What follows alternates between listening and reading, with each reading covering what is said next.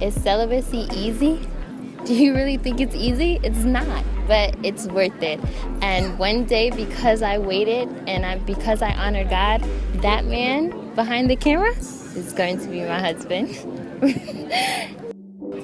Is celibacy easy? Listen, celibacy is one of the most hardest things you will ever have to conquer in your life. But it's something that just, once you're doing it, you feel stronger because you're not living like the world. And, I just love my queen. And I feel like, I couldn't have a more amazing person to do it with, because we're both on the same page.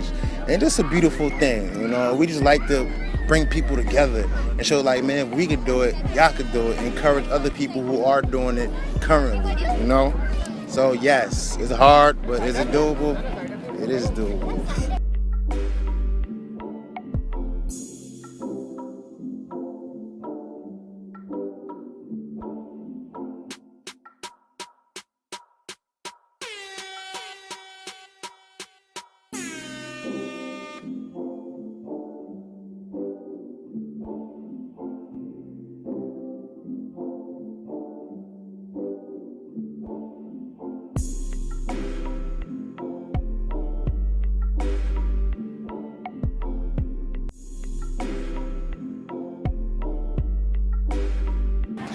So hi guys. Well, today our topic is why do we go through growth in our celibacy walk? Well, basically we started feeling like we were compromising ourselves for Christ. We started feeling like that we were cutting the corners and doing different things that maybe wasn't as pleasing to God as we would like. So we decided to take on the full responsibility of being completely celibate. We stopped kissing, we stopped staying over each other's houses late, cuddling, hugging for long, things like that. We do still hug and we do kiss on the cheek, but other than that, we try to really have a relationship that kind of like God will see as us trying to please Him in every way possible. The reason why we've done this is because we started to feel convicted about even the little stuff that we do. We started to get convicted about the touching and the lusting after each other and just different things that we knew wasn't pleasing to God. And in our relationship, we want to do things that honor God in the most special way. We want to do things that God will look down and say, Will and Dom, like, I am pleased with you guys. Will did like a huge thing in our relationship. One day he was telling me that his heart was burdened, and it was hard for me to listen because I'm like, we're already sacrificing so much in our relationship, like what else do you want? And he was just like, Dom, what if I told you that I was seeing another girl? What if I told you that I was attracted to another woman and that I didn't cheat, but just because of the fact that I'm lusting after her, how would you feel? Would you still feel that that's cheating, or would you still feel like it's fine? And so then he told me, like, I really thought about what he was saying, and I was like, wow, I really feel like disrespected. I really feel like I was being cheated on. And he was like, compare that to how God feels. He was like, compare that to the love that God has for us. Like, how does He feel when we're doing things and we're cheating on Him in our relationship with Christ? How does He feel?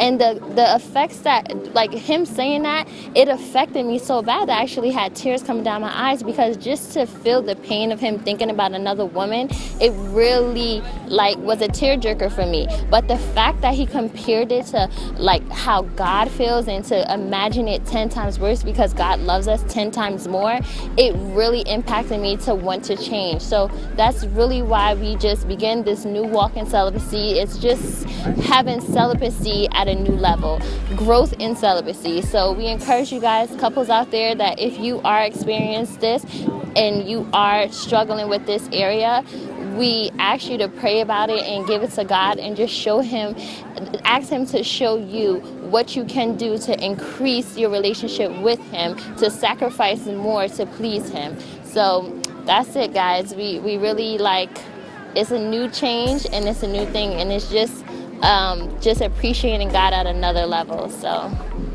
growth in celibacy. So I'm gonna tell you about my journey.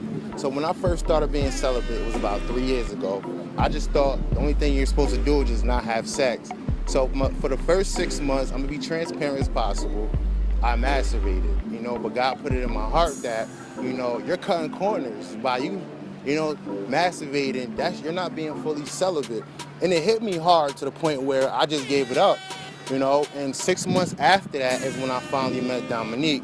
Now, when me and Dominique first started talking, as we said, we both agreed right then and there we're gonna be celibate, like the first day, so we came up with a list of what we want to do and what we don't want to do.